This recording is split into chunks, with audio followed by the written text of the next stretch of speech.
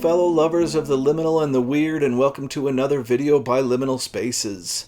Today I'm going to continue looking at Shirley Jackson's novel, We Have Always Lived in the Castle. This is part 2 of my discussion about this book, and I will be heavily spoiling this book in this next video, or in this video. So, if you haven't already watched the first one, this video will... I'm jumping right into the middle here. You need to watch the first one to understand what's going to come next. So if you haven't watched that first one, go watch the first one and come back and give this one a watch. And as I've said before, many spoilers. And we're going to start right away with some big spoilers. So we left last time talking about Merricat's character. And there is more information that we need to have in order to really analyze this character. And that information is one of the best reveals in this book. It's absolutely incredible. And that is that Merricat is the one who poisoned her family. It was not Constance, even though we're constantly pointed at Constance. I wonder if she meant that. Yeah, Merricat's the one that poisoned her family. So our narrator is a delusional psychotic who is so obsessed with things being exactly as she wants them, almost OCD to a point, that she is willing to kill people to get her way. And that's where the horror in this book comes from, is the whole time you are watching this from the perspective of somebody who is a murderer. And what Shirley Jackson does that is really brilliant throughout this story is that she makes us really love Merricat and Constance and Uncle Julian, but we're rooting for Merricat throughout this. And that's wild, because if you take away the depth of being in her head and her fantastic narrating of this story and just look at it from a cold court perspective, she's psychotic. She is not somebody that we should be into at all. But there's the black magic of the book, right? That Shirley Jackson is such a brilliant writer that she can make us really love this insane character. And I think we do. And I'm going to spoil even further. This is just all going to be spoilers from here on out. Add to the fact that Constance and Merricat have never said this out loud, but near the end of the novel, Constance says it out loud and says... She doesn't say, "You poisoned people," but she basically hints at it. And Merricat straight up is like, "Yeah, I did." And they had never spoken of it at that point. But we later learn, the second time they speak about it, and the last time they ever speak about it, that Constance knew. Constance says, "I knew you did it at the time," or I knew you did it, and I knew it at the time. And that "at the time" is super interesting, because I can't decide if it means she knew the sugar was poisoned and let everybody die, or if she knew right after the poisoning that Merricat had done it. One side of that shows Constance... Well, we'll get into that later. But yeah, that makes the novel even more fun to look back on when you realize that these two sisters, one of them is enabling. And these two sisters absolutely love each other. And it's funny, I didn't think about this until just now, but... last week's videos was on the South Korean movie Tale of Two Sisters, about a pair of sisters and how close they are. And now here we are doing it again. It's so strange how themes work themselves in as we read these books together. I was also thinking about the fact that for a while there, all I read was science fiction that had dogs in it. And then recently I read Fritz Leiber's The Green Millennium, which was all about a cat. Although not really a cat. And now here I am reading this book where Jonas the cat is constantly present. So it looks like we've moved to cats as a theme now, which I'm fine with because cats are what I have. There's one right here. You can't see him. He's super cute. But yeah, cats are my favorites. So yeah, it's just strange how things work in themes like that. So now that that's been spoiled, we get a story that's about isolation but also familial loyalty. One could just say it's unhealthy, toxic, enabling craziness. Or one could say that you got to remain loyal to your family, which is something that I grew up with. Family is the most important and where you should really put your loyalty. There is a mosquito in here and it's driving me nuts. If you see it flying around, I'm sorry. It also is a book about how mental illness was looked at in small town America in the 60s, which I think is another really interesting theme that runs through this book. Okay, another character we have to talk about, and that is Cousin Charles. Cousin Charles is obviously money hungry.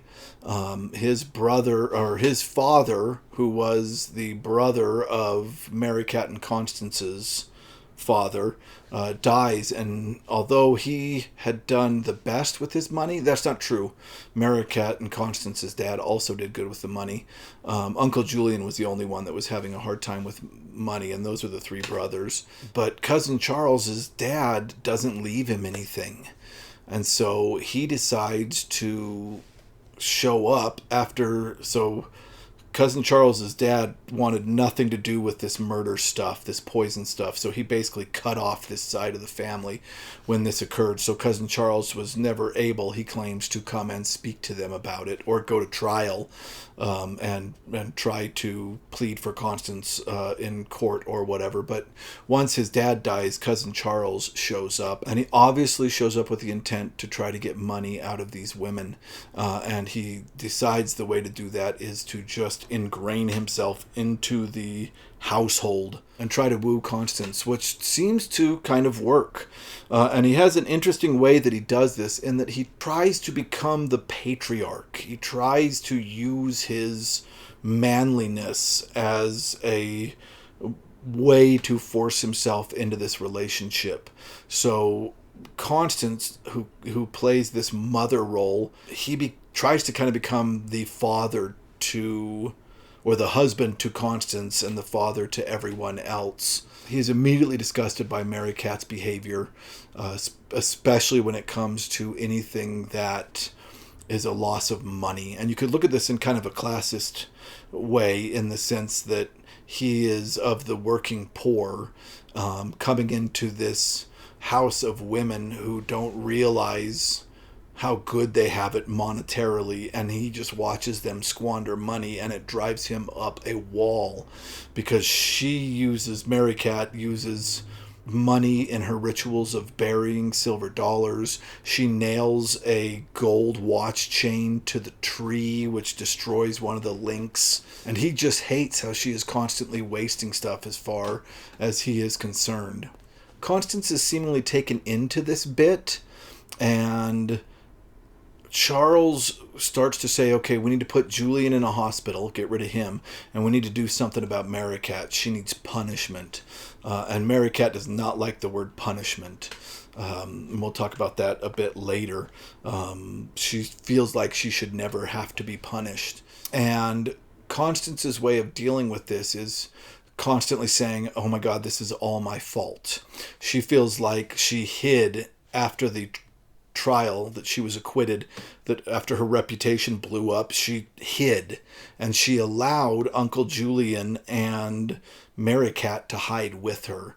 And she decides that all this stuff that Charles is preaching to her should have been done long ago, but she'd already let them kind of do what they were going to do. And so whatever they do, Charles is like, we need to punish, we need to do something. She's like, just let them be. Just let them be. Mary Cat's just silly. Let her be. So he is, in a weird way, trying to teach this, or to make sense of this family unit and try to run it a little better. But also, he is straight up trying to get money from them. So he's not a great guy, just factually. However, the way that Mary Cat thinks of him is that he is creating sin against the house by his very presence there. He is touching everything, and she feels like she has to somehow erase him from everything that he touches. And here we see again this concept of house as shrine. Everything that moves, everything that he moves and everything that he touches really bothers Maricat, and she feels like she has to do these spells in order to stop him from touching things in this house. He is a ghost and a demon in Maricat's eyes, and one that really needs to be excised from the perfect world she's created of this little universe she's created of this household, which is why, because she's our narrator, we're seeing everything through her perception, that cousin Charles is so terrifying. He is terrifying in this book.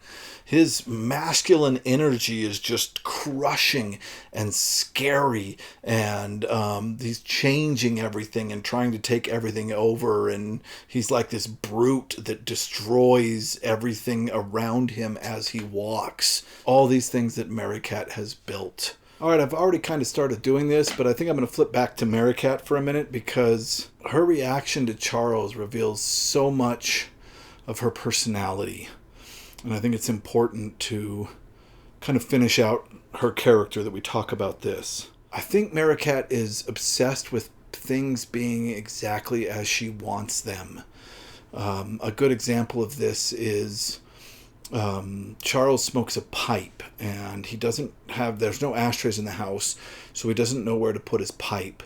So Constance takes some old saucers from the cabinet that were like a great-great-grandmother's that had slowly been taken out of rotation, and it really bothers Maricat that these saucers aren't where they're supposed to be in the cupboard.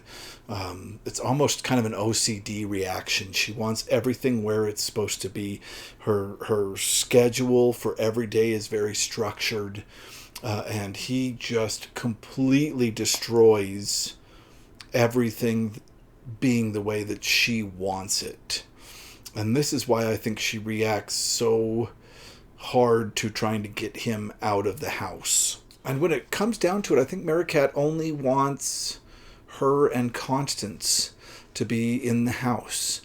She puts up with Uncle Julian. One of the themes that runs through this book is that she needs to be nicer to Uncle Julian. He wasn't supposed to survive the poisoning, so she's left with somebody that she just kind of has to deal with, and he's not really a problem because the poison has affected his mind and body so much that she just has to accept him as this third wheel in the house, and she's slowly learning to do that, but she does it grudgingly and constantly has to tell herself that she needs to be nice to Uncle Julian.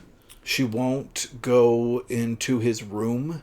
She's decided that Julian's room is completely off limits for her. And once he passes away, she won't wear his clothes. She doesn't want to wear anything that he had, and she chooses instead to wear tablecloths, which we'll get into in a while.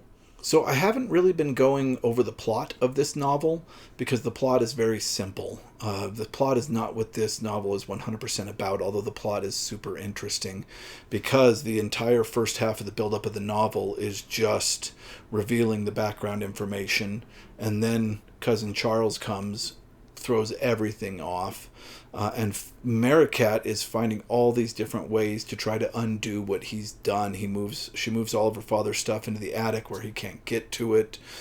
She breaks the mirror so that he has no mirror to look in. And she's doing this all as a form of, in her brain, of witchcraft, to the point that she brings mud and sticks from the yard and puts them all over the room where things that were her father's and mother's used to be, hoping that if she makes the room unusable for him, that he'll eventually just leave. And eventually all of this comes to a head when she goes up and finds Charles' pipe sitting still smoking on one of these saucers, and she's had enough and just wipes all of the stuff, the saucer and the pipe and everything, into the trash, which is filled up with newspapers, because Charles always goes into town and gets newspapers to read, and then she comes back down. She's just going up to change when she does that, and of course it starts a fire. And this brings us to the climax of the book. Charles smells the fire right away, goes upstairs, is unable to put it out. It's already spread too far, so he runs back down and tells the women to get out of the house. And soon after, the firemen show up, and the town shows up to gawk.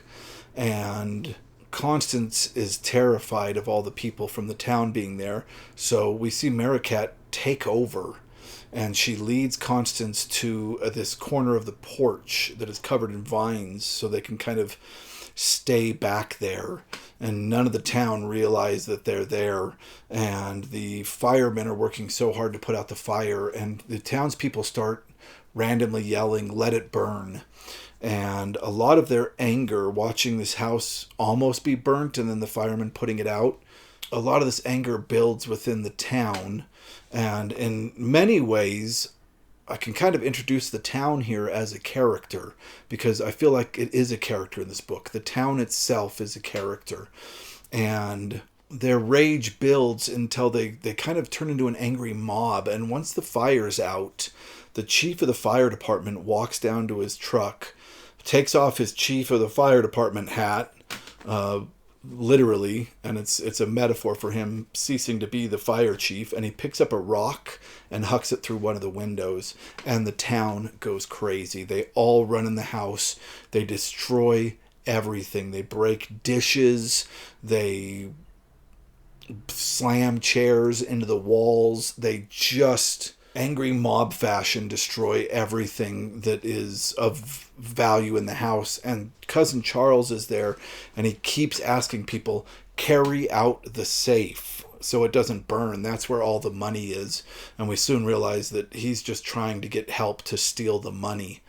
And later we realize that they tried to walk with the safe, but it was too heavy. So they couldn't get the safe out of the house. So Charles doesn't get what he wants. But they spend their anger, this mob, and they destroy all the beautiful things in the house, which is devastating, because the whole time we've been reading this novel, we've been presented with how important this house is and how meaningful all of these things that have been collected over generations are to Maricat and Constance, and it's just very sad. We also find out that while Uncle Julian is going to protect his papers to save them from the fire, that he has a heart attack and dies. And the people try to corral Maricat and Constance, but they run away, and they go to Maricat's hiding place. And Maricat makes a little leaf bed for Constance for her to sleep through the night, because Constance is so stressed with all the people there and, of course, the destruction. She's just really distraught. And there's been a metaphor that runs through the book that I think is beautifully expressed here. Maricat is constantly talking about wanting to go to the moon. And she has this fairy tale idea of how wonderful the moon is and everything will be perfect on the moon. And she constantly talks about wanting to take Constance to the moon with her. And the two of them suddenly start speaking when they wake up, or when Constance is about to go to bed, that they've now made it to the moon. And Constance tells Maricat, "I like it here on the moon." And the metaphor of the trip to the moon is the breaking point where these two women realize that they will never, ever show their faces in town again, and the town will never come into their house again. And this is where we get the first conversation about the fact that it was Maricat that poisoned the family. So the next day they wake up and they have to try and figure out what they're going to do from then on. And the house, the whole top floor is burned away. They go into the house and they look through the kitchen, and it's really devastating, everything that's been destroyed. They find 2 cups that aren't destroyed, and they decide, okay, this one's Maricat's and this one is Constance. And Constance makes some food, and she goes through and figures out kind of what food they have. And Maricat starts boarding up or cardboarding up the windows. Before that, one of the townspeople comes over. This is the woman that would always come to tea at their house, and she is the wife of the sheriff. And she says, "Come on, ladies, I want you to come to my house. We'll figure all this out. Everybody in town is sorry for what happened. It was, things just got a little out of hand," she says. But I'm going to take you away from this, and we're going to figure out what we can do with you. And they sit in the house with the doors locked and ignore her. And then they cover all the windows. And the last part of the novel, which is absolutely incredible, is these two women isolating themselves in their house so that they will never be bothered by people from the town again. And Maricat blocks off entry so that people can't go around the back to knock on the back of the house. The sheriff shows up at one point and is like, "You should go to Uncle Julian's funeral. You would love to see how all your friends in the village sent him flowers." And again, he starts using this rhetoric of everybody in the village is your friends, even though they completely trashed their house. And the two women ignore him, and eventually he says, "I'm never coming back again," and he never does. And then Cousin Charles shows up with a reporter and is like trying to get a picture of the two ladies in the house, and he's begging Constance to open the door and let him in, and she ignores him. And then I don't know how much time has passed, maybe a week or so. There's a quiet knock on the door, and somebody says, "I've got a basket here with a roasted chicken and a pie. My wife made it for you. I am so sorry that I smashed one of the chairs in your house." And the person leaves the food on the doorstep. And this, for me, is such an incredible turn, because I feel like Shirley Jackson understands small towns really, really well. This capitulation, this turn, this pivot from "we hate you so much, you got away with murder, we're going to destroy your house," to "oh my God, you are in need and we want to take care of you," is so real. It really is. This is the conundrum of small towns. This is a book that perfectly displays the kindness and the anger and rage of what can go on in a small town. It's really beautiful. And people start bringing food to them nightly because of what they had done to them. And then people start hanging out on their property. Mainly kids come to play on their property, and the two women can stare out and see them playing. And I think a lot of time passes here, which is really awesome, because then people start showing up on their lawn, and they're strangers. Sometimes they're people they know from town, but often a lot of them they don't know from town, and they can hear them telling stories. And this is when myth making comes back, where this house has become this haunted area that could possibly have these two women inside. And they talk about the children are terrified, and they talk about how the women will eat them if they go up on the steps of the house, and you got to stay away if you don't want to get eaten. And the house, which is two agoraphobic women, becomes a place of myth in the village where this possibly haunted, evil things can occur. And I think that's really interesting. You can't really do anything in a small town without people reacting, because it's a small town. Everybody knows everybody. So trying to never see the townspeople again and never let them see you will create its own reaction from the town. And this is, I think, a very realistic reaction. People still bring them food. At one point, and we don't know how much time has passed, but at one point, a little boy, they don't know who this little boy is. He might be from the town, and a lot of time might have passed, but he very bravely stands on the step and sings the song. And then later that night, there's a basket and said he didn't know what he was doing. Please forgive him with the food.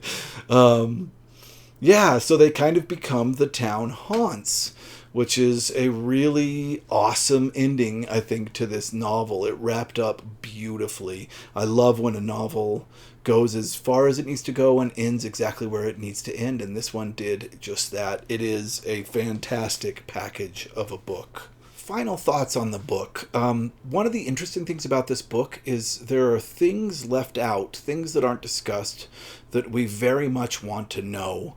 But I think it's brilliant that the book doesn't let us know these things. For instance, we never hear about what life was like before the poisoning for these girls.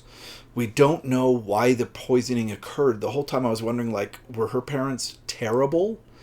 And the mystery of Constance is mixed up in that, because at one point Constance says, I know that you did the poisoning to Maricat, and then she says, I knew it at the time.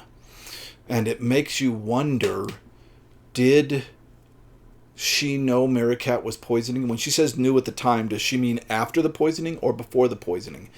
And if she means before the poisoning, there must be some reason that she allowed the poisoning to happen. But that reason is never given. There's also a hint in the book when we see Maricat react to Cousin Charles talking about the fact that Maricat needs to be punished. And Maricat has an insane reaction where she runs out of the house. And this is where we see this delusion that her parents, the people that she poisoned, and her brother are talking about, you can never punish our perfect daughter Maricat. She never does anything that is needing punishment. It could be because Maricat was punished that day and sent to bed with no dinner. It could be that she just psychotically reacted to being punished and poisoned her family for it. This, of course, shows that she is not well, but I can't imagine, if that's the case, that Constance would know about the poisoning and let it happen. Sorry, I'm beginning to lose my voice. This is a great book. I have a lot to say about it. So we're left wondering, like, were these bad people that were poisoned because they were terrible to the people around them, or were they just people and were trying to raise a daughter with obvious mental health issues, and that she reacted to being punished? We don't know. And that is kind of the fun, because this whole thing is told from a narrator that is unreliable. We're getting it from the murderer's perspective. So in the murderer's mind, she has everything set up how she wants, so she rarely thinks back to the past. She just enshrines the past in the house and lets it exist that way. I think she still even wears her mother's shoes through large parts of this. So I think that's a really interesting choice that Shirley Jackson made throughout this novel, of what she withheld. And that makes it really interesting to read. And last, but not least, I spoke to my buddy Mike, who watches this channel and is also an IRL friend, to use the jargon of the time. It was his birthday today, so I got a hold of him. So happy birthday, Mike. This will go up later. But today is your birthday that I'm recording this, so happy birthday. And he has read this book quite a few times and really loves it, and just dropped through text message this awesome interpretation that he had of this novel. And his interpretation that he was just kind of throwing out there was that the two sisters might be ghosts. And when he texted me that, I sat there for a minute and I thought, that is brilliant. And it brings up a very interesting part of the novel that felt like, when I first read it, was just kind of a quirk of Uncle Julian that was thrown in. But there's this point where Uncle Julian is having a fight with Cousin Charles, and Cousin Charles brings up, we got to do something about Maricat, and Uncle Julian says, Maricat is dead. She died in the orphanage. She was stuck in an orphanage for a bit while the trial was going on with Constance. Uncle Julian says, Maricat died. She died in the orphanage. She's not important to the poison story, so we don't even have to think about her. And this is really interesting when you think of Mike's unique interpretation that the girls might be ghosts. That might be textual evidence. I think it is textual evidence to back up that very interesting reading. And then even later in the book, people start to wonder if there really is two women in this house when they're sitting on the lawn looking at the house. And they start to use the language of talking about ghosts to talk about these two women. I don't know if that's what Shirley Jackson intended, and that doesn't matter because the interpretation is so good and there's contextual evidence in there that I think would make a very fun interpretation of this novel. And when I looked back over it with his interpretation in mind, it was a great time to look at it from that perspective as well. All right, I think that is everything that I have to say about Shirley Jackson's We Have Always Lived in the Castle. Incredible read, spooky read, well worth your time in this season. Let's talk about it in the comments. Did you have any unique interpretations about this story? I barely scratched the surface. There's so much more we can talk about it. So yeah, comment your thoughts and we'll talk about them in the comments. All right, if you liked this, please click like. If you like this kind of content, please subscribe because we're going to be making a lot more of it in the future. Thank you so much for watching.